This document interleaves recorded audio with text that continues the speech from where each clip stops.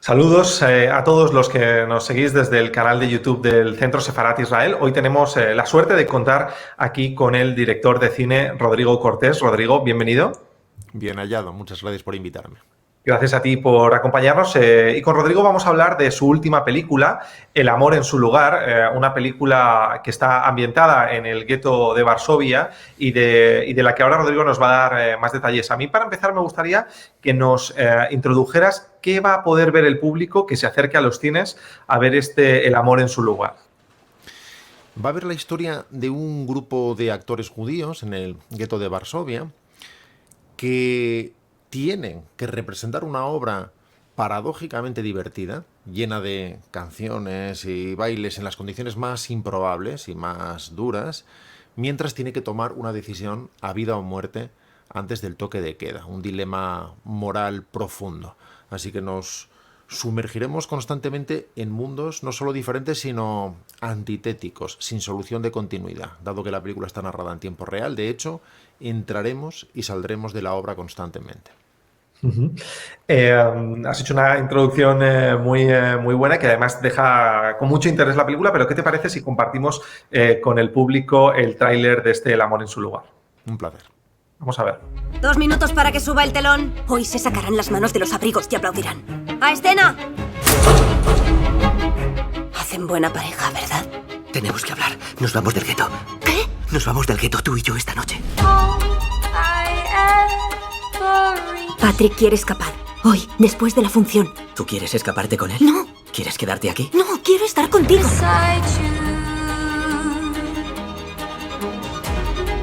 Escribe canciones para alguien que te quiera.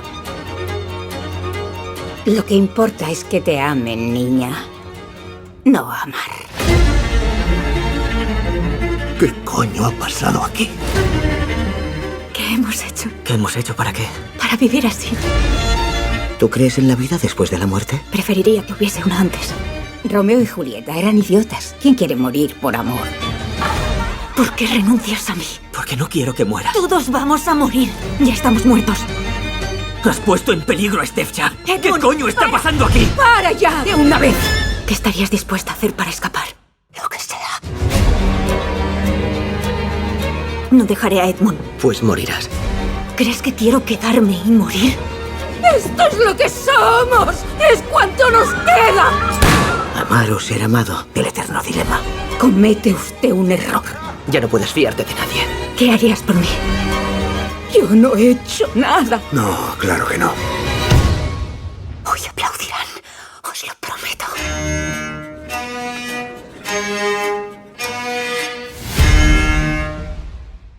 Muy bien, Rodrigo. Me gustaría saber cómo ha llegado esta historia, que es una historia muy peculiar y de mucha intensidad. ¿Cómo ha llegado hasta ti? ¿Cómo llegó esta idea de hacer esta película con esta historia? La obra original existió de verdad. Existió de verdad y se representó durante 4 semanas en lo más crudo del invierno del 42. Y descubrió su existencia David Safier, el co-guionista de la película y célebre escritor alemán, mientras investigaba para otro de sus proyectos. David Safier tiene ascendencia judía, él no es practicante, de hecho su abuela murió en el gueto de Cracovia, y, en fin, estaba abordando una obra ante la que este hallazgo le hizo sentirse muy sorprendido, porque tendemos a imaginar que el gueto es una especie de campo de concentración, cuando en realidad, como bien sabes, era una sociedad hacinada, que vivía en condiciones muy duras, pero muy compleja y muy jerarquizada. Él escribió un primer borrador en el que imaginó la historia de un grupo de actores que la representaban una noche cualquiera en el 42, y ahí es cuando me puse a investigar, cuando leí ese primer borrador, todo lo posible sobre el gueto, pero con la decisión de solo leer material escrito dentro del gueto, entre el 40 y el 43. Porque la Segunda Guerra Mundial inevitablemente se ha literaturizado hasta cierto punto, en el sentido de que han quedado definidas líneas narrativas muy claras, como si fuera una gran película que todos hemos visto. Pero lo que se vivía ahí dentro era una enorme confusión y una enorme contradicción. Y era un lugar lleno de seres humanos con opiniones muy distintas y con caracteres muy distintos. Y ahí es cuando descubrí en fin, pues que había desde gente muy rica que tenía acceso incluso a contrabando, incluso a carne, gente extremadamente pobre que moría congelada en mitad de la noche sin que le importara demasiado a nadie, tan entumecidos estaban sometidos a esas circunstancias, que, en fin, unos consideraban que Cherniakov, por ejemplo, el presidente del Consejo Judío, era un héroe, otros que era un santo pero un hombre débil, otros que no estaba haciendo lo suficiente. Lo que sucede en cualquier grupo humano cuando está sometido a todo tipo de presiones y las opiniones cambian según el último estímulo y según el carácter de cada cual. Y ahí es cuando decidí abordar toda la reescritura tratando de acogerme a la magnanimidad de Billy Wilder con ese espíritu pesimista pero divertido a veces, fatalista pero enormemente lúcido, y con ese corazón tan romántico en el fondo de las cosas, porque Billy Wilder descreía de la humanidad y descreía del ser humano, pero confiaba en el amor, tal vez solo confiaba en eso. Ujú. Se hacen muchísimas películas, tú lo has comentado, sobre la Segunda Guerra Mundial. No en todas, hay que decirlo, vemos características propias de la cultura judía. Pero en esta sí. En esta vemos una gran cantidad de datos sobre el humor judío, sobre el propio modo de vida. Incluso te atreves a incluir palabras en yiddish. A mí me gustaría saber cómo ha sido el proceso de documentación. Has dicho que has leído obras que fueron escritas dentro del gueto, perdón, pero no sé si había alguna documentación más que hayas consultado. Sabemos del archivo Ringelblum. No sé si tenías algo más de documentación o cómo te has documentado para la elaboración de esta película. La base fueron los archivos Ringelblum, efectivamente, los dos que se han encontrado, claro, el tercero, bueno, parece que está medio localizado, pero que no ha sido posible desenterrarlo todavía. Pero también otros testimonios hay escritos y en fin, Safier, de hecho, me pasó una especie de Biblia de 2000 páginas que incluso hablaba de los estrenos teatrales y las fechas en las que se hicieron y cuáles eran sus autores, que es lo que te permitía tener acceso además a eso tan desconocido, que es que había una vida cultural, no me atrevo a decir que floreciente, pero sí empecinada y pujante, lo cual en el fondo tiene un enorme sentido. Por otro lado, la propia obra fue también fundamental. La obra la escribió Jerzy Jurandot dentro del gueto, para su mujer Stevcha, que no es nuestra Stevcha. Nosotros digamos que homenajeamos a una troupe, aunque no sea la troupe original, y ya incluye esos temas en yiddish, por ejemplo. Y nosotros los acogimos con la mayor fidelidad posible. Nuestra mayor dificultad fue que el texto sobrevivió, pero no la música, por ejemplo. Y por lo tanto hubo que reinventarla y recrearla en la tradición de los años 30. Claro, Jurandot era un músico de jazz muy conocido en Varsovia, y de jazz band, y de big band, perdón, y por eso hay temas que son foxtrots y que son swings, también hay melodía romántica, pero también hay temas yiddish, con esa sonoridad hebraica, con esas escalas tan particulares. Y además nuestro actor, el que encarna a Silverman, que digamos que es el personaje que se expresa de forma natural en yiddish, es judío londinense, muy interesado en su propia cultura, en su propia tradición, y nos ayudó mucho además a eso, a conseguir que esos números en los que él participaba tuvieran ese sabor tan peculiar del teatro yiddish, que no es el propio de Broadway o de otras tradiciones musicales, que tiene su propia idiosincrasia muy marcada.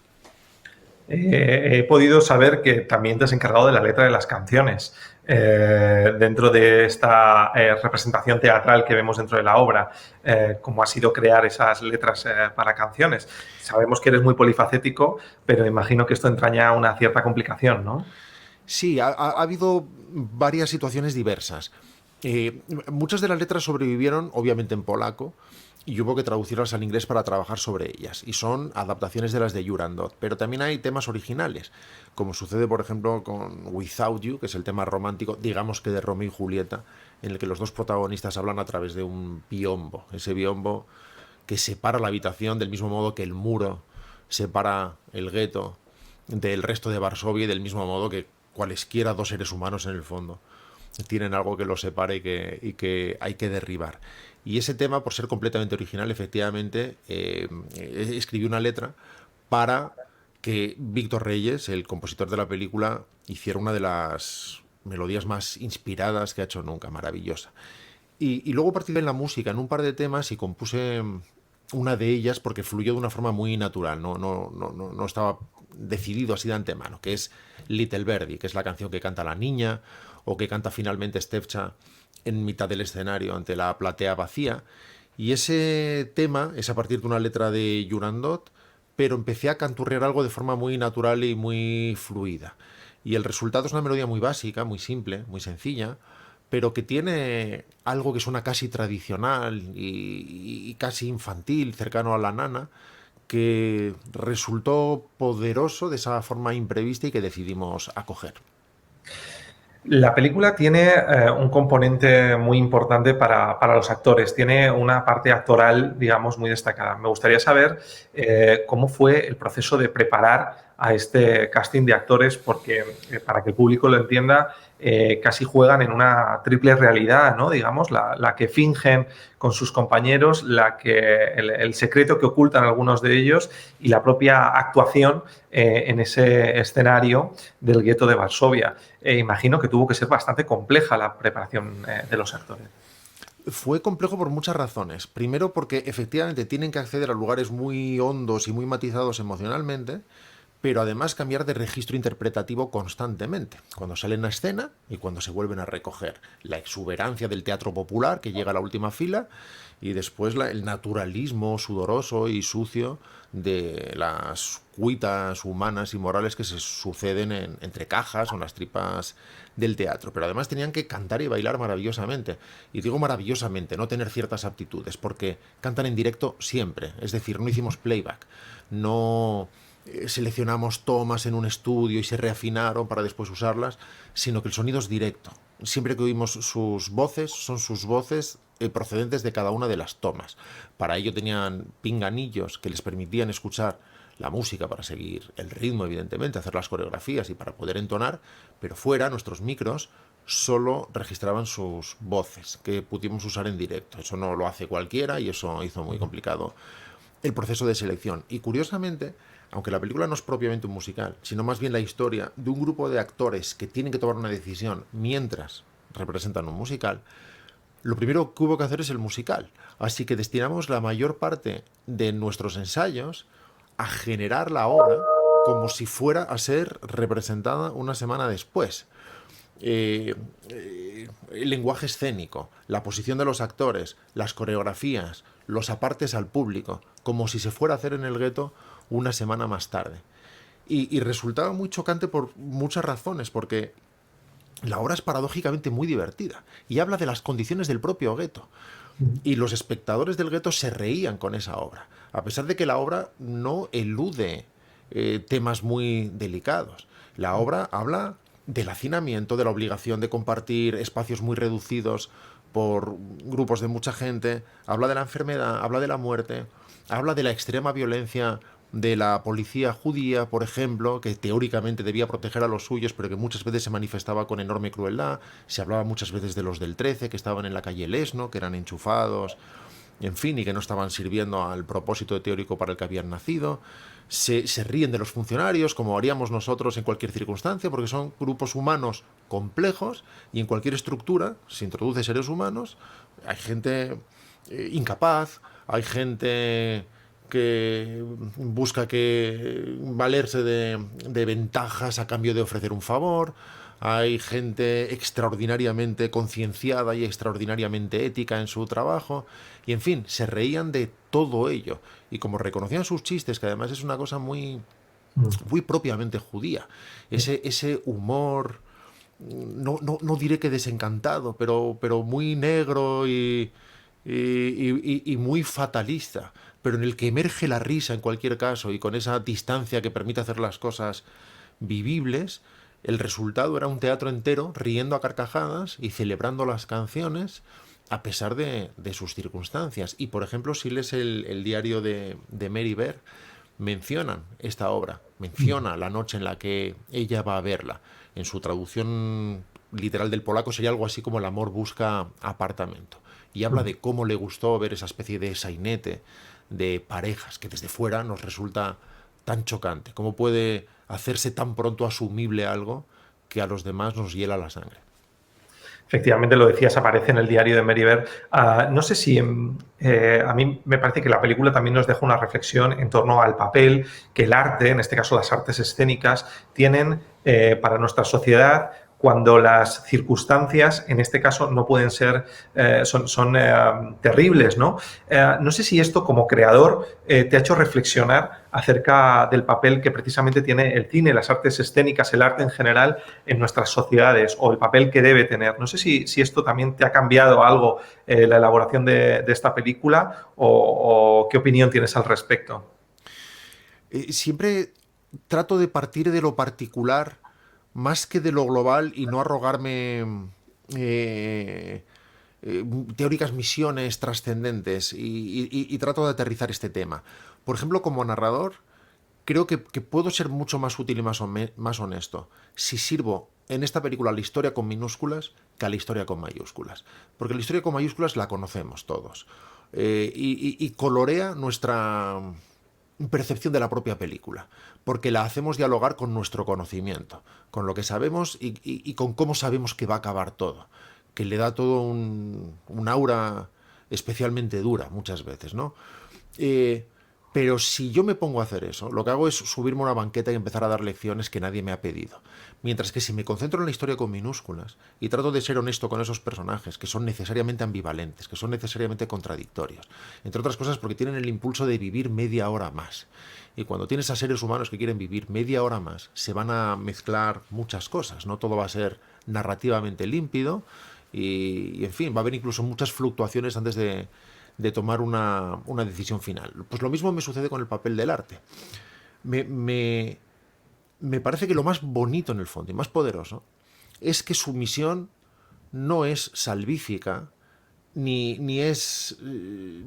tiene por qué ser sagrada. Es decir, un artista no se levanta por la mañana a salvar el planeta. Se levanta por la mañana a cantar, o se levanta por la mañana a esculpir, o se levanta... Y esa es su verdadera fuerza, porque eso sí que es sagrado, porque es incontenible, porque es imparable, porque es una expresión humana, porque es una expresión de lo más sublime y a veces también de lo más profano, porque no se puede detener. Y en las circunstancias más inconvenientes y en las circunstancias más improbables, aún así emergerá. Así que por oscuras que sean las tinieblas, y a todos se nos ocurren muchas o muy pocas tinieblas más densas y más oscuras que las que presidieron ese periodo, siempre habrá alguien que encienda una cerilla en algún rincón y lo desbarate todo, aunque sea una llama titilante a punto de extinguirse, pero que ahí se mantendrá. Rodrigo, hay mucha literatura de autores judíos que quizás no sé si te haya podido influir en esta elaboración de tu película o en otras. Me viene a la cabeza El hombre en busca de sentido de Viktor Frankl, del que podemos incluso percibir algunos ecos en esta película, ¿no? Porque también te trae recuerdos a la propia obra. No sé si tienes algunos libros o algunos autores que te han influido tanto en esta película como en otras partes de tu carrera que nos quieras compartir. No que haya usado de esa forma literal, de esa forma directa como base, directa, por la misma razón que te decía antes, porque en ese caso habría usado la película para tratar de establecer una especie de lienzo con tesis. Y personalmente confío mucho más en dirigir la mirada del espectador, que es mi función como cineasta, pero no su opinión. Creo que resulta mucho más interesante que cada uno por sí solo encuentre determinadas resonancias o diálogos internos consigo mismo. Y por eso decidí no usar la obra de grandes intelectuales o grandes pensadores que han reflexionado a posteriori sobre la Shoah o sobre la banalidad de un acto tan fútil de maldad, sino sobre el día a día de esa gente que tenía que solucionar problemas a diario, cualquiera que fuera su circunstancia, porque eso es lo terrible también, que nos coloquen donde nos coloquen, nos adaptamos. Imagina que nos hubieran dicho hace 2 años que íbamos a estar todos con mascarillas comprando el pan. Nos habría parecido imposible de implantar una cosa así. En fin, esto no es una comparación en absoluto literal, hablamos de circunstancias completamente distintas e incomparables, pero incluso en esas circunstancias horrendas, al final es cómo compro el pan, le debo dinero a no sé quién, voy a perder el trabajo en el taller, me gusta fulanito, me gusta menganita, ostras, que no se me olvide el texto, no llego al tono. Y me parece que hay algo puramente humano que en el fondo hace las cosas más emocionantes que si te colocas sobre esa tarima que decíamos antes y empiezas a hacer películas de tesis. Porque creo que la vida en realidad no es eso. Y esas películas son válidas y son valiosas. Pero esta película lo que hace es abordar un ángulo de la historia, por otro lado, muy poco conocido, que me pareció que tenía sentido contar. Me parece que también hay algo muy bonito en contar la historia de ese guitarrista que quiere seguir tocando la guitarra y lo intenta en un café. Y de ese poeta que sigue organizando recitales de poesía. De esas bibliotecas clandestinas, porque la gente quiere seguir leyendo. Y, en fin, creo que hay algo que habla de la vida abriéndose paso. Para terminar, Rodrigo, El amor en su lugar es una película que nos habla del arte dentro del arte, ¿no? En el que el mundo de los actores, de los artistas, tiene un peso importante. No sé si si ya has recibido opiniones de tu gremio, ¿no? No sé si hay actores que lo hayan visto y que te han comentado, porque probablemente su opinión, merezca la pena ser escuchada en este sentido, porque precisamente la actuación se convierte casi en una parte protagonista de la película, ¿no? ¿Qué opiniones has recibido, si es que has recibido alguna? Sí, las opiniones... esta es una de esas circunstancias felices que no siempre se producen con películas, en que las reacciones están siendo casi unánimemente muy positivas. Conviene no acostumbrarse ante eso, porque sabes que luego viene la siguiente y la vida suele ser pendular. Pero los actores se reconocen de forma profunda en la película. Saben que es una película sobre ellos. Y también sobre sus vanidades y sus ambivalencias y sus... Claro, cuando uno hace según qué actos de sacrificio artístico, también son actos egoístas en determinado aspecto. Y unos impulsan los otros y todos son verdad a la vez, porque todos somos muchas cosas a la vez y todas ellas son ciertas. Y además la gente que conoce el teatro, la gente que ha vivido el teatro, además de ver muy, muy bien recogido ese mundo, con esa mesa de utilería, con dos personajes que a lo mejor no están en los mejores términos y luego tienen que salir a la escena a amarse, ese palpar la electricidad de la sala, asomarte una tela a ver qué está sucediendo, si están bullendo, si esta noche tenemos un buen público o tenemos un mal público, ese falta el tramoyista pero sube tú mismo el telón, o se me ha olvidado coger no sé qué, voy a tener que improvisar. Todo eso lo ven muy, muy, muy bien reflejado. La vieja dama que una vez fue la protagonista y que ya lo ha vivido todo, pero que en fin mantiene como mínimo su metro cuadrado controlado con sus pequeñas cosas. Y es satisfactorio darme cuenta además de que la gente del teatro en el fondo percibe algo que evidentemente en la historia de esta película tiene muchísimo más valor por las circunstancias, pero que se da en cualquier aspecto en el mundo del teatro, que es que la función se hace en cualquier circunstancia, pero se hace. Y si tienes fiebre, te metes en una manta luego, pero la función se hace. Y si te doblas el tobillo, te aguantas el dolor, pero se hace. Y si se van las luces del teatro, enciendes velas, pero la función se hace. Así que imagínate cuando eliges este momento, hacinados, con la invasión alemana, convertido y reducido y tratando de reducirte a la animalidad si es posible, en condiciones absolutamente precarias, y sin embargo la función se hace. Pues vayan a ver esta función, vayan a ver El amor en su lugar. Y Rodrigo Cortés, director de esta película, te agradecemos muchísimo que hayas querido estar aquí en el canal de YouTube del Centro Sefarat Israel y que hayas compartido esta película con todos nosotros. Muchísimas gracias. Ha sido un verdadero placer, os lo agradezco mucho. Gracias.